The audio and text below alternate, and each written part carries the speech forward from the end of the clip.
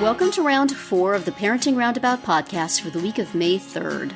I'm Terry Morrow, and I'm here with Catherine Haleko. Hello. And Nicole Eridix. Hi there. As moms of teens and young adults, we've survived those little kid days, yet we're still rethinking the decisions we've made all through our kids' lives and worrying about what's going on right now. Today's Thursday, which means it's time to give in to our obsessing. And today we're obsessing about our moms and what we appreciate about them. Just last week we had a discussion about grandparents, what kind of grandparents our parents were. So we said some appreciative things about our moms then. But I feel like, maybe it's just me, in general, we've talked about stuff our moms did that we are not so happy with. The anxiety gene, the lying in the room with a wet rag over your eyes, the need to worry about everything to make sure it didn't happen. These are things I've mentioned about my mom, and you may get the idea from them that being her daughter was an unrelenting source of angst. But indeed, in honor of Mother's Day, I gotta say, Mom, you did a great job. I'm a pretty good, sound person. And one thing that my mom did that I really, really appreciate is, holy cow, did she believe in me. She believed in me to the moon. She believed everything about me, that I could do anything I wanted. She would agonize over what if not everybody in the world recognized how wonderful I was and somebody hurt my feelings or rejected me or didn't give me all the good things I should have. But the message to me was always, you go, girl. Now, it came back to bite her because I went up on the other side of the country from her, filled with confidence that I could do anything. I took jobs in faraway places. And, so at some point she may have thought, perhaps I should have given her tons of self-doubt. Maybe that would have kept her home. But, by then it was too late. She had already imbued me with confidence that perhaps exceeded the recommended amount, but still has served me generally well in life. So that is something that I appreciate. And, and I know now that I am a mom, how hard and kind of heartbreaking it is to believe in your child that much when the world is often quite rude. So, Nicole, I think we've heard some stories from you about seeds growing in the cabinets, about rigid parenting, about moving across the country so that you didn't have a home to come home to. I think there's been discussions of things like that. What can you say that's good about your mom? What do you appreciate? Surely there's something. My mom is a wonderful Nana. Oh. When my kids were born, even now, if I need her for something, she's there. So when my kids were younger, she came and stayed and, would take them during the night while I slept and would wake up early with them and play with them. They always, could sleep over at her house. She would take them for weekends. If I needed to be anywhere, I could drop them off. She's been an excellent Nana. I have to say that. Aww. Yeah, and just interested in what they're doing. She still keeps in touch with them and, tries to stay connected to them. My father, too. They're both the same way. But I have to say, like, anything that I need done, any kind of doing, my mom is a doer. So if I needed my house cleaned, she would help me with that. Or if I needed something organized, or if I needed something made, or if I needed to be taken somewhere. That's her love language, I guess you would say. Right. Yeah, so she's very much, her actions are the way she expresses herself. So, yeah, so I could always rely on my mom to help me do what needed to get done. Like even now, if I said, Mom, I'm overwhelmed and I need help with, organizing my house and tidying up, she would fly down.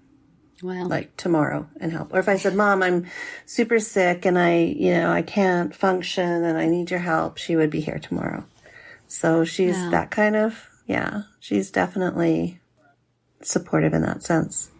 So, yeah, which I appreciate. because especially raising kids, right?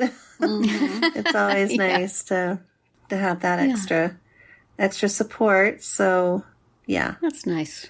Yeah, I have to say that's definitely her greatest strength, is jumping in to help others. Catherine, I feel like you generally have been easier on your mom than Nicole and I have been in our discussions. Much easier. I do think there was another situation of moving and you not having a place, wasn't there? Yes, that happened to you we too. did do that. But other than that, I think you've been pretty positive. But so, find something pretty spectacularly appreciative to share with us today.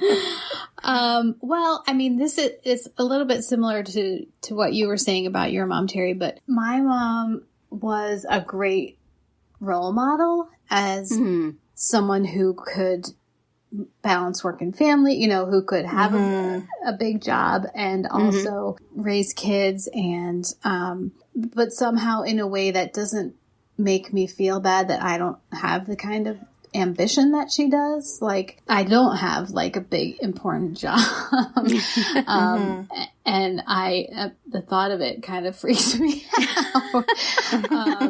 But I don't feel any, less than because of it, even though, she was a person who broke a lot of glass ceilings and, who didn't get to do, she wanted to be a scientist. She wanted to be an engineer and she tried and she was just like harassed out of it. Like not physically or sexually harassed, but just like mistreated, so that she couldn't by her fellow students really, so that she couldn't do what she wanted to do.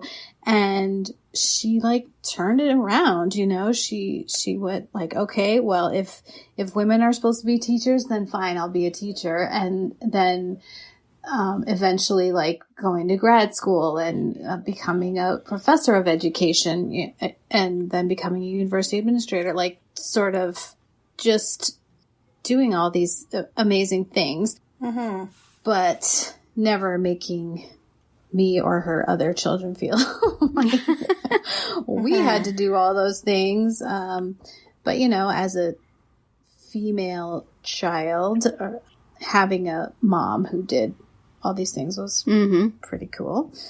Yeah. But I think my brother would also, it's not like I think she was a good mom to a boy as well. Is what I'm saying. So, yeah. Yeah. That's a nice combination of being a good role model, but not pushing you to do exactly the same thing. Right.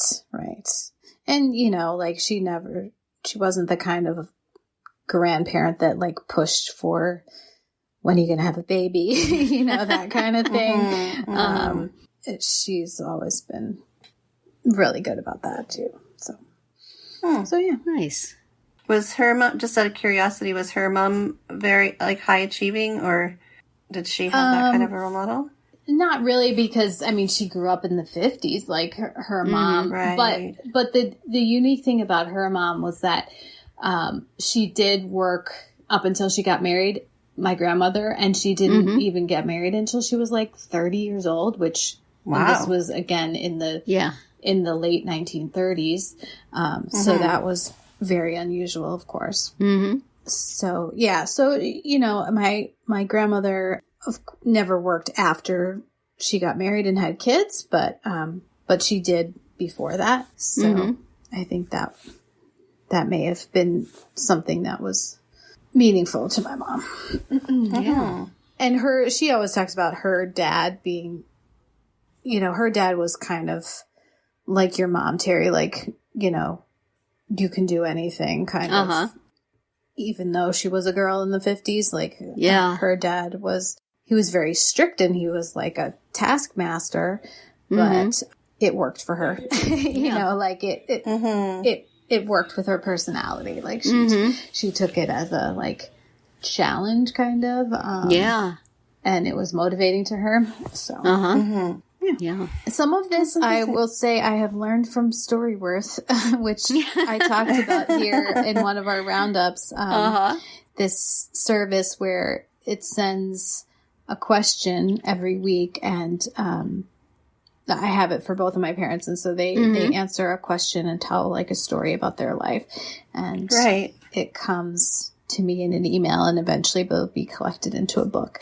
And I've gotten lots of interesting insights from it. Yeah. So cool. That's a neat thing. I wish I would have been interested to see what my parents would have written about. Yeah. But, I'm not sure what mine would say either. So, but I know there were stories. yeah, exactly. But it's kind of a neat. I actually appreciated this time to actually think about all the good things that our mothers do, because we often just see the things that upset us or frustrate us. So now we're paid up for a while. We can go back. That's right. Exactly. Anyway, well, that's it for today's Round 4. Tune in tomorrow when we'll share our roundup of things that we've been using or enjoying lately that we think deserve a shout out. Find all our episodes at parentingroundabout.com and talk back in the comments there, on our Facebook page, or on Twitter, where you will find us at Roundabout Chat.